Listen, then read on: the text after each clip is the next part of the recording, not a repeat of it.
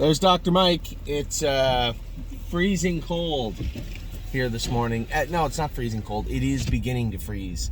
We're going to have a short delay of post time of the babies.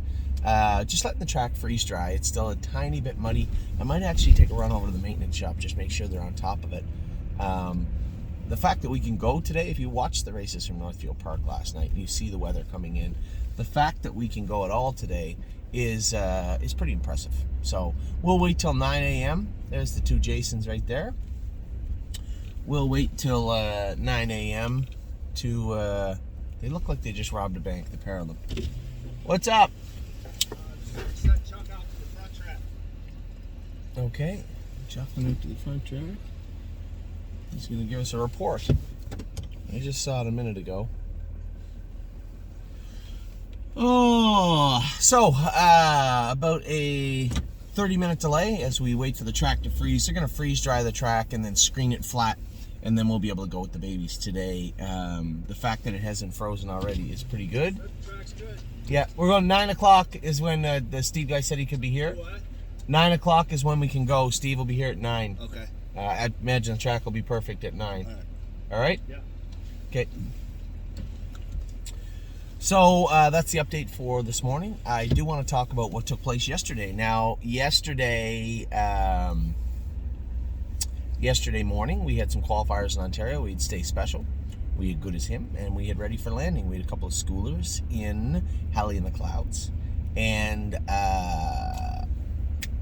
the International Spy. So, I'm just having a look at the track myself. I got the tractor on it already, so it must be in pretty good shape if it's right there with the tractor on it. Oh, could be a good day here, except for the wind. So we qualified 3, School 2. The qualifiers were good. I was very, very happy with Ready for Landing. I thought the way he kind of shot through into a blind switch and went left and went right and trotted hard to the wire, that was impressive. That was an impressive little move there. I was really happy with him. Good As Him. James said, he was tired going under the wire. I said, yeah, well, he moved him hard in the last turn. James hates when they get stretched out, but that's because James would just as soon run him up the wood twice. And I wasn't unhappy or disappointed at all with stretching him out, coming 27 in a piece, because he will have to start in the higher classes, not in the open. And if we have to, I suppose we can price him. But he will be in the middle condition races when he starts. So they're still going to go 54, 55, 56. So he has to be ready for that. So I was very happy with Good As Him. I was very happy with Ready for Landing. Stay Special, James said they put an ear hood on her because she was hot the qualifier the week before and she was actually kind of quiet. Didn't matter. We just wanted to get more easy work into her. We'll have her ready to go for next Friday. We entered her for last Friday, but the class didn't go. So this Friday it is. So we had those 3 horses to qualify. Happy with the way they went. The schoolers, obviously I didn't see them. James said Halley in the Clouds was good. International Spy made a break coming off the gate, but was good on the gate. So I'll talk to Dominic a little bit more about how he is and how he's hung up and how if we can make any changes that might help. I'm sure he'll talk to James today also about that. But those 5 horses, for the most part, all ready to go. Now, my question, I guess, from that list of 5 is, International Spy, is he going to race at Mohawk? Or are we going to put him in the maiden at the Meadows? Obviously, the maiden at the Meadows is quite a bit softer than the maiden at Mohawk. And that decision, I believe, will be made by probably James, who will be qualifying him, and Dominic. We're not sending him out to race at Mohawk if he can't do. So if he qualifies and James says, yeah, 59, 2 minutes, whatever, he was okay. Unless they're optimistic about his racing there, then he probably should be in Pennsylvania because he is Pennsylvania bred. But we'll see how that plays out. Absolutely, I'm not leaning one way or the other at this point when it comes to International Spy. And obviously, Halley in the Clouds will stay in Ontario. Yesterday afternoon, I got there. Freezing rain for the first race and pouring rain for the second race. Complete slop for Unbeatable Kemp, who that's down a qualifier and a race in the mud. Way up in class, in a tough spot yesterday. I guess I'll work backwards. In a tough spot yesterday. Got away good. We had a couple of breakers, followed cover, and he finished them off for 3rd and raced really well to be 3rd. Not a class we want to keep racing him in. We're going to be able to move him into a softer class here the week after next. So he may actually skip next week and race the following week in a much softer bunch.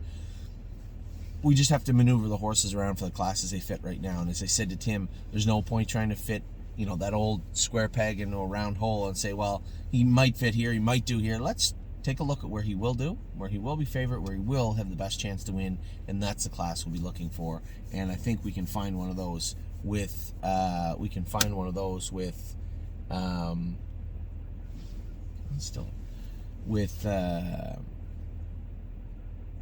Kemp Cake. I was just looking at my tailgate yesterday. It came down a couple of times, and I don't really know why. It's up now anyway. So stay close. Listen, the horse has got good gate speed. He's raced in the Open before. There was no chance I wasn't going to leave out of there and put him in the best spot I could put him in. He got a little flat down the lane, got a little tired, and ended up 7th, beat a neck for 5th. Not much he can do about that.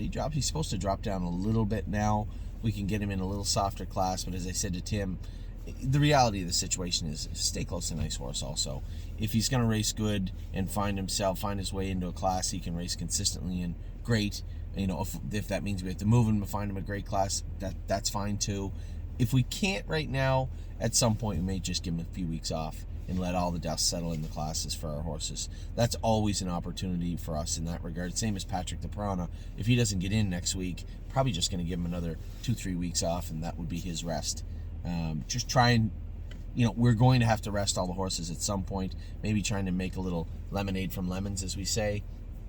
And if the classes aren't going to fill and we're going to be forced into purgatory, if we're going to be forced into a rest, then so be it. We'll finish that off. So that's what we're going to do that's what we can do with Patrick and Stay Close. That's not to say that either of them are going to get a rest. And, you know, one of our clients said, oh, Stay Close looked tired yesterday. Maybe we should have sold him. You know, maybe we should. He was in the Open, just so we're clear. He beat he was second 3 times in a row in the 2 classes below that, and was beat at nose in the one below that the week before. So we're not coming out and saying, oh, he's racing terrible. No, he was 7th in the Open trot at the Meadows. So I'm not too concerned about Stay Close or Unbeatable Kemp. I thought both of them raced pretty good yesterday. Obviously, I would have liked a better result from Stay Close, but it's the Open. Then last night, got to watch the races. I told Jason, not feeling that good yesterday. A little under the weather. I wasn't coming over for the pouring rain at Northfield, hovering around 0. So Walter's Keepsake ended up 3rd. He raced okay. I thought he raced decent. I would like to see a little more pop out of him finishing up his mile. But again, big, heavy horse in a lot of mud. You saw how slow the races were last night. Not that shocking. You know, people say, oh, big horse like him should be able to plow through the mud. Not always. When the track's sticky, tires him out really quick, and tires a big horse out quick also.